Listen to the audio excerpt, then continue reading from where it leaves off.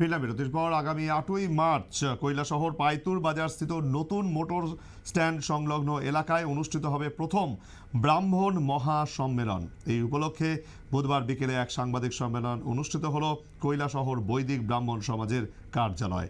সাংবাদিক সম্মেলনে উপস্থিত ছিলেন বৈদিক ব্রাহ্মণ সমাজ সংগঠনের সম্পাদক বাসব ভট্টাচার্য, সহ সম্পাদক যথাক্রমে বিশ্বজিৎ গোস্বামী এবং তপন কুমার ভট্টাচার্য, কোষাধ্যক্ষ কমলাকান্ত ভট্টাচার্য, সহ সভাপতি অনুপম ভট্টাচার্য, সদস্য অজয় ভূষণ ভট্টাচার্য সহ অন্যান্যরা।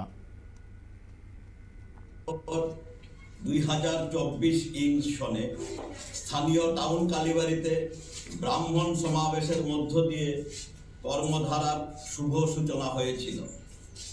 এই সংগঠনের প্রথম বিভাগীয় সম্মেলন হতে চলেছে আগামী 8ই মার্চ 2025 ইং শনিবার স্থানীয় পাইতুর বাজার স্থিত নতুন মোটর স্ট্যান্ড সংলগ্ন স্থানে।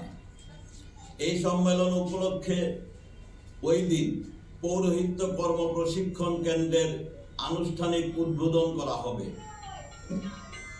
সম্মেলনে উপস্থিত থাকবেন বৈদিক ব্রাহ্মণ সমাজ ত্রিপুরা রাজ্য কমিটির সাধারণ সম্পাদক শ্রীযুক্ত চন্দন চক্রবর্তী, ত্রিপুরার পৌরোহিত্য কর্ম প্রশিক্ষণ কেন্দ্রের অধ্যক্ষ পণ্ডিত ভাস্কর চক্রবর্তী, রাজ্যের সংগঠন সম্পাদক সুধাংশু ভট্টাচার্য, উপদেষ্টা কমিটির সদস্যা ইন্দ্রাণী মুখার্জি সহ বিশিষ্ট জনেরা। এই সম্মেলন থেকে গঠিত হবে বিভাগীয় কমিটি সহ 6টি অঞ্চল কমিটি।